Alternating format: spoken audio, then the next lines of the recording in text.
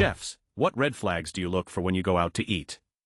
Story 1. Massive menus. A good restaurant, specifically finer dining, will not crunch on a large menu, but will have a consistent one, maybe a page or two. Bigger menus usually mean that some items won't get ordered as often, and will have been likely sitting, especially if they're on the menu, i.e. lower cost. Edit. Big menus can be very appropriate in context, such as those of ethnically specific restaurants. I've been to my share of Indian, Thai, and Japanese that had extensive menus, but expertly prepared dishes. This is mostly feasible though because a small number of ingredients are usually used in many dishes, such as rice or chicken.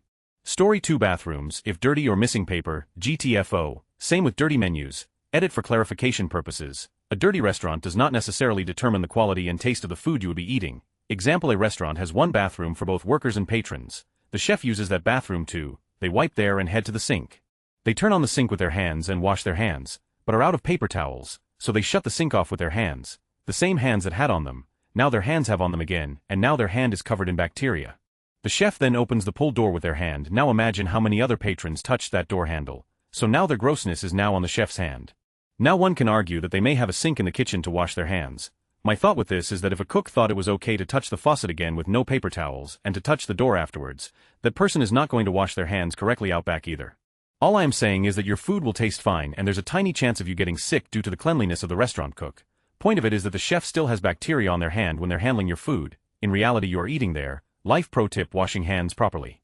My only note on this: that you should wash your hands for 30 seconds, not 20 seconds. Also, recently went into the bathroom at my local grocery store. No soap, no paper towels, disgusting. I brought the attention the store manager and called health inspector. Not a lot of businesses realize the nastiness of their facilities. My first boss was an ice cream chef. He made ice cream, he had a nasty kitchen and stuff I would never eat because I know just how old that cookie really is. And I've seen how he makes that chili. Yeah, chili and ice cream, I don't know, it was a weird time. So when he told me never to eat at the place across the street, it was bad, really, really bad. His criteria happened to be knowing the health inspector and how often that guy shut a place down, and what for.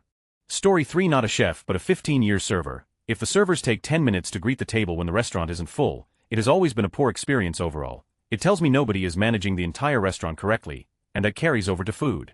Story 4. I'm sure others have said this, but the general smell. Not only can smell deter me from visiting a restaurant, but the restaurant I work at recently had our pipes replaced and the dining room smelled of raw sewage for about 2 weeks. We lost a lot of business because of it. Edit. Thanks for all the love, guys. I just quickly typed this out while on the toilet at 4 a.m. My life is exciting. Story 5. I worked as a food runner and busboy for a summer. It changed how I view the food industry and how empathetic I am to workers in it. However, I will not tolerate bad smells. If the restaurant smells bad, I bail. There is probably more that is unacceptable, but that's the first thing that always comes to mind. Story 6. I worked as a server and occasional line cook for several years. Number 1 red flag is the spouts on the soda fountain. Those things are one of the easiest things to clean in the entire place, so if they're mildewy, that kills my interest in eating there.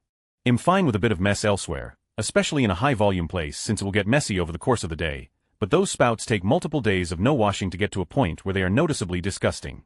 Story 7. Kinda backwards, but if your server recommends something that isn't the highest price thing on the menu, appetizer or entree, you should probably get it. You best bet it's their personal preference, but they eat that food daily, as do us cooks, and if we can eat it after months of cooking serving it, it's probably worth your time. Story 8. Not a chef, but having a menu that has too many options makes me question what goes into making those meals and how fresh they are. If you have a packed 20-page menu with Mexican food and American food and pizza and pastas and Asian fusions dishes, what am I getting when I order something random like beef stew or steak? Story 9. My friend was a chef and he told me, unless they're Greek, if you can hear the chefs yelling in the kitchen, get out. If they're fighting, they're messing up the food. I never thought to ask him about the Greek exception. Story 10. You should rampage through the kitchen like Gordon Ramsay before you eat anywhere. If you see something amiss, let them have it. What's this, you donut? It's fing raw, etc. Story 11. The great French chef Renan Point left us some advice. If I go somewhere new and the chef is very thin, I know my meal will be bad. If he is both thin and sad, I leave as quickly as possible. I rely more on the sad thing than the thin thing. If I walk into a restaurant and I can feel sadness and anger from the staff, I leave. Story 12. This isn't always the case, but I do extra research before eating in a restaurant that proudly exclaims family run. I think the term is a double-edged sword. Too often this means stale menus, decades-old decor and standards that have laxed over time, occasional infighting between the staff and power struggles. Not always the case, of course. Japanese restaurants that are family-owned for generations tend to be great, 50-50 with Indian, but with Italian restaurants, more of a mixed bag. Story 13. Not a chef, but a restaurant manager for circa 10 years until I left the industry last year. Obviously I'm extremely aware of these red flags, as it was my job to notice them for a decade. To name a few huge menus, dirty tables, exhausted anxious-looking waiting staff, no cocktail menu, beer tastes odd, no beer ciders on tap, no one greets you at the door, odd atmosphere, dead plants, overhearing waiting staff saying I'm sorry that's not actually on the menu tonight, interest listing specials when sat that takes longer than 30 seconds, over-friendly overbearing staff, sad ill-looking chefs if an open kitchen. Inappropriate inconsistent to loud no playlist a personal hate of mine, anything that mentions a chef's name in the menu Pete's chicken special, menu descriptors that don't describe what food you're having. This is kind of inexhaustible, not gonna lie sometimes though, you just want a McDonald's. Story 14 was a chef flies, anywhere in the restaurant, screams bad food waste handling procedures, also the employees gathering in groups to gossip in view of customers, rather than do their duties, or at least look busy, if you have time to lean. Story 15 fish on the Sunday brunch menu, it got there Thursday and they are trying to get rid of it before it spoils. If the dish is fish with hollandaise do not eat it the fish is more than likely bad and they are hiding the smell with the hollandaise. Story 16 for me it would be front of the house knowing the menu. A good chef will have people taste all dishes and specials through training so they can describe it to customers. If I ask a waiter or waitress what's in something or how it tastes and they go let me ask the kitchen, never mind, I'm good. Story 17 I'm not a chef, but I am pretty critical on the quality of the utensils. If there are food residue or if it feels sticky, I'm going to have a chat with the owner of the restaurant. Story 18 line cook chiming in here one don't knock places with microwaves. All the stuff that goes into mics at least at my place is just heating up sauces mac and cheese base, caramel etc. or warming up the rice for a minute. 2 definitely look at the employees. You'll be able to tell if the food is gonna good or not, solely based on body language. 3 don't get things that are out of place. Example don't get the fish and chips at a sports bar in the States Canada at least. Story 19 aprons. If I see anyone with an apron on and they're heading to the bathroom, or if they take it off and set it on a table or booth, they're probably not too conscious about cleanliness. They touch that apron a lot, and then touch your food.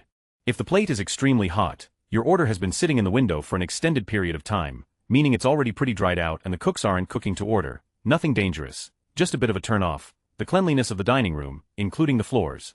If they aren't keeping it decently clean or sweeping the floors in the areas you are, just imagine what the areas you don't see look like. Edit in all the restaurants I've cooked in. The plates were never kept extremely hot or in a hot box. They are usually kept at room temperature or a little above. I have been told time and again that this is because although a hot plate would keep the food warm longer, it also runs the risk of injuring a customer. The rule was always that if a plate is too hot for the server to carry it, the expo should switch out the plate. This is why I said extremely hot, not just hot or warm. Story 20 as a chef it is always important for me to eat at a locally owned and operated establishment instead of a massive mega-corp restaurant. There, even if you possibly have a poor experience you are at least supporting your community. Also I believe you greatly improve your chances of having a delicious meal made from the heart, rather than a plate designed for max profit in a boardroom. Story 21 seriously it's not just chefs, you can ask basically anyone in the restaurant industry other than the hosts and oftentimes even them, occasionally, especially them, the restaurant industry is extremely cross-train heavy. Pretty much everyone has done something on both sides of the door if not multiple somethings. I've prepped and done dish and also hosted bust, barbacked and served. If you want real answers, you're gonna have to pay attention, watch the bussers, see how many you can spot compared to the size of the restaurant. Anything over about 25 tables needs 2 bussers unless it's dead, and that's regular tables. If there are multiple banquet setups and large party sections and things of that nature, it needs to be 2 bussers regardless. Watch what tasks the bussers are completing in what order and how quick they are. Do they use tubs? Do they bus by hand? Is there a visible sink where they wash hands after bussing and before setting tables? Watch the servers. Are they pre-bussing? Are they refilling drinks? Are they checking in with tables? Are they communicating with bussers, bartender, hosts, anyone? Are they at the bar waiting long periods of time for drinks? Look for managers. Do you see them walking around? Do you see them talking to tables? Doubly important if the place is busy. There's so very much more, but if you look for this basic set of things you'll be able to spot problems that tell you to go elsewhere. Cleanliness, speed, interaction, mood, consistency, etc. All of it is there if you're looking for it. You'll be of a lot more informed than OMG the dishwashers have magnets in them guy down below. Story 22 My grandpa always swore the quality of the restaurant was based on how many calendars were on the walls. Lots of calendars good place to eat. He also wouldn't go fishing if all the cows were laying down. Story 23 Plates with chips large cracks in them is a big indicator for me. Those chips host a lot of germs and if the restaurant isn't throwing them away then they're probably slacking in other areas of food safety. My mom was a chef. Story 24 Big menus oily cheese when it's cooked microwave inattentive staff fancy dishes that are cheaper than they should be long waits for simple food. Story 25 Not a chef but a busboy. It really changed how I viewed the restaurant business but there are a few things that are huge no-nos. 1. Full bus tubs or tables that are still occupied with dishes during slow times. This just shows that no one cares. 2. Dirty bathrooms at the beginning of the day. It was my job to clean both bathrooms in the mornings. If they are dirty before 2 leave. 3. Microwave in the kitchen. I don't go to a restaurant to have microwaved mac and cheese. if there is a microwave, that shows that the food isn't prepared properly. Also, listen to the employees' conversations and decide if it's something you want to hear while eating. Story 26 Bathroom Cleanliness 1. The bathroom is like the eyes of a restaurant. If it's dirty, I have little hope for the kitchen. Cleanliness of waitstaff, dirt under nails which should be well trimmed, clean hair, clean teeth, not smelling like smoke, etc. Table cleanliness, yes, it's FOH job to clean, but a good restaurant means a clean FOH and BOH. Microwave, if I hear it multiple times in my visit, it probably means that some of my food is nuked, which is a no-no. Sure, reheat my muffin in the microwave, but not my mashed potatoes. Menus, yeah, it's true, the more items a menu has, the more I'm going to think that they don't do anything really well. I don't want to be able to order sushi at the same place I can get chicken fried steak. I don't want fish and chips from a place that serves chili. Story 27 My advice as a chef of nearly 15 years is to not eat out. Learn to cook, and at the least cook well. Find a way to make it fun, meditative. You don't need to learn the 5 damned mother sauces. Just learn how to make the simple things. Chicken, eggs, vegetables, a good marinara, rice and beans, salad dressing. It's surprisingly easy once you get the hang of it. Prep ahead and cook for the week. If you absolutely don't have time to cook, the biggest red flag for me when I enter a restaurant is the menu. Keep it simple, legible, and if at all possible, local. I don't trust a menu I cannot read weird fonts. Has too many ingredients, too many items. A menu should be 1 to 2 pages. That means the chef is specializing in fewer items, cooking those items regularly, and using fresh ingredients as they would naturally be constantly depleted and in need of restock. Outside of that, the restaurant could look like a men's locker room, but as long as I'm getting clean and delicious food, I could care less. Check their health inspection number 2. It should be visible in plain sight, and in the US above a 90, you should be able to see what they were marked off for. TLDR good, short, local menu, good health inspection. Story 28 Maybe this is just me being too much of a ballbuster, but when I go to a restaurant, the bread basket, if they serve one, is somewhat an indicator of the meal to come. What really shows me that this restaurant is doing the bare minimum is if they serve frozen packaged tabs of butter. Give me some tapenade, chili oil, hummus, whipped butter, compound butters, even a decent olive oil on a plate would suffice. Just no frozen packaged tabs of butter. I need to warm up by keeping it between my hands for 5 minutes. Story 29 When the staff of the filthy, smelly, completely empty teriyaki place are all Eastern European and seem surprised you want food and it takes half an hour and it's horrible, like, you tell your kids not to eat it and get them food somewhere else bad. Story 30 I work in hospitality, and have for over 8 years. I say if the glass on the cabinets or windows have hand marks all over it and are gross, it'll tell you now that your food will be too. Story 31 When the employees only wear the minimum amount of flair, seriously, I agree with the giant menu thing. It's better to do a few things very well than trying to do everything. Most really high-end places have a 1-page menu that changes depending on what's fresh in season and what the chef feels like cooking. Story 32 If you go when they open and use things are being used, like potato soup isn't white, it's a good tell they're reheating everything like soups and gravies. A legit classy place tosses everything out like that at the end of the night. Since it's a rule, right? Can't reheat things twice. Well, you can, but shouldn't. Story 33 Speaking as a chef and lifelong cook, do not hold the front of the house against us. If the chef is the owner, you sure. Otherwise there may be some extremely talented individuals held hostage by real life stuck in that kitchen owned by blithering morons. Story 34 Not a chef, but this clue is 100 accurate. In my experience, if the main signage for the restaurant is broken, a light is out, the backlight is failing, is really dirty, or something on it needs to be replaced, bad management and a terrible experience awaits you. I call it every time I go out to a new place. Friends and family always blow it off, doubt it, or think I'm joking. It's true, every single time. Once you notice, you'll see this clue everywhere. Story 35 I'm not a chef, but my mom is. She told me any flies in a closed restaurant is a really bad sign. She also said that really dim lighting can be bad if you are not at a really high-end restaurant. Story 36 A giant menu. Any place with more than 15 to 20 items on the menu, with the exception of some Asian and Italian, due to it being basically the same with different sauce. Once you get beyond that, it becomes impossible to keep it all prepped and fresh. It also means that they have chosen to do a bunch of stuff mediocre rather than a few things very well. Story 37 1 It's a Friday, Saturday, Sunday night, and there are barely any guests in a restaurant bar club. Those are the 3 busiest days of the week. Any restaurant worth its keep should be at least 50 full, if not have a waiting list on these days. 2 This got mentioned earlier, but usually if the bathroom is messy, dirty, I can expect the kitchen to be the same. Granted, there may be exceptions, but they're usually rare. It shows that people aren't cleaning the common area for patrons properly, or often enough, which probably means the kitchen is the same way. 3 A manager who is disrespectful, abusive to his or her staff. This usually means that they see themselves as superior to their crew members. They may have a superior title, but we're all people. If they don't see themselves as equal to the rest of the crew, that means that when there's a rush, the kitchen, as well as other parts of the restaurant, are down a person. Story 38 Cash-only establishments. It's not always the case, but could mean fishy finances and payroll. Side note, most of the restaurants that I go to that are cash-only tend to have lesser quality products, such as canned green beans and sweet potatoes. And yes, I can taste the difference. Any manager or waiter that is willing to defend the doneness of a dish, when it's raw and it's not supposed to be, tells me something is wrong. For example, I had a pasta dish with a poached egg on top. It came out raw, like not even splashed with warm water raw. I brought it to their attention, they argued it's supposed to be like that, but I wasn't having it, so they brought it back. Now the egg had cheese on it, and the bowl was super hot. This tells me that they microwaved it or broiled it. Instead of giving me a new one, I was pissed, didn't eat it. Asked for a refund and just sat there because I didn't want to make a scene. I feel really bad too, because my grandparents were in town wanting to spend a night with their grandchildren at dinner. Any menus that say no substitutions. Look, if I can't have home fries instead of ham with my biscuits and gravy, why are you even open? Seriously, this is a legit problem. Any restaurant that serves a meal in a bizarre way, including food served on a red flag. Story 39. Not a chef exactly, but I make a lot of the salads and dips at the deli I work at. We have a hot case with fried foods. My boyfriend is the night fry cook. My direct manager makes these weird burritos. If a customer asks what's in them, he says, a little bit of everything. When we asked him what that meant, he told us that he grinds up most of the leftover fried foods that get stored in the walk-in and wraps them in tortillas. Even worse than that, I texted him while closing asking what to do with the unsold burritos at night. He told me to put them in the walk-in and he would grind those up and make new burritos at some point. The next day I couldn't tell if Head just put the same ones out again or if he did make those new burritos. My boyfriend and I refused to make, eat, or recommend those.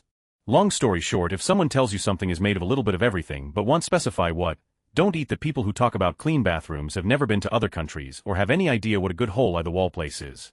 It's fine if you have never left the US, but if I based my eating from bathroom cleanliness, I would have missed so many great places to eat. Story 40. Not a chef, but magnetized tableware. My wife and I were eating breakfast in a beachfront tourist joint when we realized that our knives were magnetized. If you moved a knife in your table setting, any other utensils that touched it would move with it. It turns out that some forms of stainless have iron, and can be magnetized. What was happening was that this was a high-volume place where they serve and clear tables at lightning speed, all the time. When they scraped the old food off the plates and into the garbage barrels, sometimes the dirty utensils were going with the food. So this restaurant installed magnets on the chute into the garbage barrel to trap stray utensils. When this happens a lot, and apparently it did, the utensils get magnetized off the magnets, and the knives are the most obviously magnetic because they have the most mass. So when I find a restaurant with magnetic knives, it's not exactly a red flag, but they're definitely more concerned with speed and production above all. Story 41. Go to the bathroom. It's indicative of how the dish work, since most places have dish guy do that job and what they allow in the bathroom is allowed at the dish, which has hygiene impact on the food. Sometimes, out of the way is treasured, but sometimes you go in and the air is sticky. Get out. Big menus. Now I know big menus are not always indicative of a red flag such as ethnic restaurant. Look closely though. It's mostly the same ingredients arranged differently, but a big we got everything menu, unless regularly busy, will have some items sitting. You don't have to avoid the place. Avoid the obvious no-go zones like shrimps, attendance. It doesn't have to be bumpy to be good, but a consistently empty restaurant during peak time indicate that food is sitting and people don't like it. Appreciate what the majority said. A restaurant needs to bring something to the table to survive. Don't feed the lousy restaurant owner who give you experiences. Last but not least, use your judgment. Inspectors don't always pass, and it is very difficult to keep rodents and bugs out of a kitchen. You have a hunch, use it. If the smell flare your nostrils, if the paint is old and tarnished, if look subpar, it probably is, but your best bet if you're worried is to just ask. Most people are brutally honest about the places they work at. They will recommend food and ask you to steer clear of some. You can even ask to see the kitchen, judge from there, be nice. It's a job and the pay is terrible, so you can enjoy good food relatively cheap, but those are good red flags that aren't immediately obvious. Source worked at over 50 restaurants. About 48 were real nice. Vast majority is great, and people have enough integrity that if you ask them specifically, they won't lie. Story 42. If a place is understaffed, if the place has more than 30 seats and just one person working the floor and one in the kitchen or worse, one doing both jobs, then I'm usually out. Story 43. While giant menus is a typical tell, stop using cheesecake as an example. They are going to be shitty because they are a national chain restaurant where a lot of the food prep is done off-site. Even if they had a small menu, they would be mediocre at best. Being a national chain is the biggest, reddest flag. Though there will always be some exceptions. Story 44. I will never forget what the health inspector teaching my food safety class told me. If they don't sell popcorn and it smells like they just made some, tap out, that's roach spray. Story 45. Not a chef. 1. It's a Friday night and there's barely any business. 2. Huge menus. 3. They hesitate to tell you how the meal is prepared. Yes, I'm talking about you, Noodleland. We all know your faux broth is just beef bouillon cubes. Just have the decency to be honest about it. Story 46. If everything smells like bleach, run away. It means they're so dirty they don't know how to mix bleach properly, or are trying to cover up other smells with it. Story 47. I'm a white USA suburban citizen who happens to have worked for a recent immigrant from Gujarat, and as a result, I've had a lot of Indian food from a lot of places. I fell in love with the cuisine. The very best Indian meal I ever ate was at an utter dive with moss growing in the carpet and roaches crawling on the walls. It took every ounce of bravery I had to try my food when it came out, but it was so good I almost didn't care if there might be roaches in it. I never went back, but I still fantasize about the smoky tandoori flavor of the chicken tikka masala, and the hot buttery par of the Story 48 Dirty bathrooms is a huge red flag. If they can't keep their bathrooms clean, they prob aren't doing well keeping the kitchen clean. Sometimes if the host walks me past the kitchen, he'll look for food sitting out not iced and looking bad, but mostly, it's the cleanliness of the place. Story 49 I walked into a place that had the overwhelming smell of rubber floor mats, not a smell of new rubber, the dirty ones. If you've worked in a kitchen you know what I mean. I wanted to hurl. Story 50 Whenever the busboys or servers, really whoever is refilling your drink, touch the pitcher or ice scoop to the rim of your glass. Went out to eat the other day, and this happened every time the busboy came over and refilled drinks. There also happens to be a hepatitis outbreak in our city which, yeah, no good. I usually don't get ice in my drinks anyway, too cold in my teeth, but it was super hot and nasty. Also dry food, tablecloths too, like the hemline should obviously be on the underside. Story 51 My dad's a chef, and I've worked with him in a couple kitchens. A couple things I generally look out for: 1. Tables, are they clean? Generally the waitstaff should be on top of this. If you walk in and most tables are dirty, then this might indicate poor management. So who knows what the kitchen looks like. 2. Is the restaurant area clean in general? If you've watched Gordon Ramsay, you'll see him visit restaurants and find dirt everywhere. If they can't be bothered to clean the area the customers can see, God knows what the areas they can't see are like. 3. Much of the menu isn't in stock. If you're in a restaurant and a lot of the items aren't available, this rings a few alarm bells for me. The head chef should have a good idea of what to order for the day's service. For lung menu, a good restaurant should work from a set menu of a few things they're good at. If the menu for mains is 20 items, then you could be in for a bit of a wait, and don't expect everything to be hot. 5. Rubber seafood. If seafood calamari, scallops is advertised as fresh but comes out rubbery, either they've cooked it wrong or it's frozen. 6. Other diners. Do they look happy? Are they arguing with the waitstaff over the bill? Are things being sent back a lot? Story 52 Giant menus. That is a sign that you don't know what you are doing. Giant menus require extra training, higher food costs, and look messy. Why would I want sushi at a Mexican place, pizza at a Bark place? Put together a solid 20 or so item menu, do those items really well, and that is it. Story 53 Red flags for me are giant menu with 1,000 things that probably never get ordered, unless they are turning crazy volume, that will not be fresh, misspelled menu items, bad grammar on social media posts in this day and age. There is really no excuse. Shitty sign branding. If you are rocking clip art images and lettering from MS Word, how much can you really care? Servers mispronouncing things. I know that everyone is human, and am not saying my own servers have always been perfect, but I will be before anyone gets away with saying chipotle or parpadel. This is fun. If the bathrooms aren't clean, neither is the kitchen. Story 54 Too many items on the menu. If there are too many, then there's a decent chance that some of the things aren't being prepared very well, especially if the prices of these items seem relatively cheap. Story 55 Went to Florida for my brother's wedding expecting good seafood. Restaurant on night 1 put cheese on their fish. Restaurant 2 the next night cooked a good fish, then served it on a bed of iceberg lettuce. Now my fish tastes like shitty lettuce. 2 red flags in 2 nights. Get it together, Florida. Story 56 I'm not a chef, yet I do have an education in nutrition. Fake cheese, similar processed ingredients. By fake cheese I mean that liquid cheese called nacho cheese that isn't actually cheese. Don't you dare try to tell me it is, because they put real cheese into a vat and diluted it with other poisonous until it turned liquid. It's really not that hard to just shred some cheese onto something, and the only reason people use that fake cheese is because it's cheaper. Also, sometimes they'll pretend I don't know anything and say the food is so great here. Is the sauce homemade? When I know it isn't, and if they lie I know not to eat there. I don't trust lying restaurants. Story 57 If I'm somewhere that fries a lot of their food, you'll look for exceptionally dark fried foods or food with a dirty fryer taste. If this place makes their money off their fryers and they aren't having their oil regularly changed and cleaned, then they aren't doing any other important cleaning either. Story 58 General cleanliness. We bought a casual fine dining place with a limited menu, very popular, ticked all the right boxes, but if you paid attention, you could smell grease. It was tracked out of the kitchen through the cowhide rugs. It took a week of scrubbing to clean that kitchen. I've never pressure washed a kitchen to remove grease before. Dust is also a good sign. Look behind things. Do they clean there? Plenty of places you can find mummified remains. Do they clean before they leave, or are the remains of the night before left until the start of the next day's shift to clean? That's a great way to attract vermin. The other big one to check is to compare the size of the bins to the size of the place. Is there a lot of waste? Can you see lots of boxes for frozen products? We're fastidious, well, my better half is, and so I am by extension. Even our bins are cleaned and sterilized after every collection.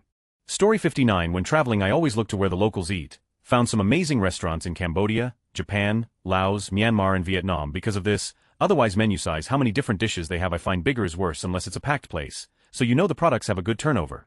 Story 60 Not a chef but grew up in the restaurant business. Bad fish smell or the overabundance of garlic smell. To try to cover up smells, restaurants will burn garlic, and it's a telltale sign. Story 61 Serving staff hanging out behind the bar front desk chatting or on their phones. Means weak management to me. Hearing cooks yell at FOH for customer mods or any reason really, that doesn't fly in my kitchen. Story 62. Not a chef, but used to scrap restaurant kitchens for the stainless steel. If you only knew what was under and behind fixtures, you'd never eat in one again. Story 63. I'm a waitress, but always the hygiene. Doesn't matter if it's the tables, menus, silverware, etc. That stuff should be clean, and if it isn't I get nervous. Story 64. The biggest red flag is fusion in theme. If you are a Thai restaurant and you have buffalo wings and cheeseburgers and pizza, I understand maybe the Asian wings. But if you are trying to serve 3 or more different culinary styles, it means the quality of the dish decreases and duration of waiting increases as they switch the kitchen around. Fusion is never done well under 25 a plate. It's fast food to me at that point. I will refuse to order. Story 65. Best friend is a successful chef. She told me to look at the exhaust hood. If it's dirty, leave immediately. It's the last thing to typically be cleaned and may signal a dirty or neglected kitchen. Story 66. Do you make your own desserts? Where is your coffee from? My 2 indicators on the food quality. I don't need to pay $9 for a Cisco molten lava cake. I don't need to pay $4 for a Starbucks coffee.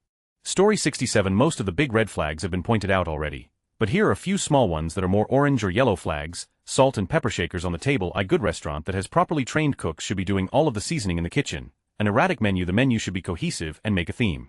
No chicken tenders at a Thai restaurant, for example. No burger on a Mexican menu. An empty restaurant Thursday through Saturday. It's understandable to be slow on the slower days in the middle of the week or right after a weekend. But if I show up to your establishment at 7 p.m. on a Friday, there should be a cess in seats.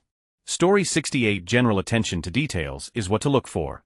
If the front door is glass, are there fingerprints on it? Are the menus dirty? Is there soap in the bathrooms? And are they clean? Is the sidewalk out front neat looking? Is the glassware and silverware polished? Is there a built-up layer or grime on the floor in the heavily trafficked areas? All of these little cues point to integrity and attention to detail in an establishment. You can surmise from there whether they have a regular cleaning schedule, and are actually cleaning behind under things in the kitchen. This all points to whether or not there will be roaches crawling around the place at night. It's entirely too easy to become a roach motel if you're not religious about deep cleaning.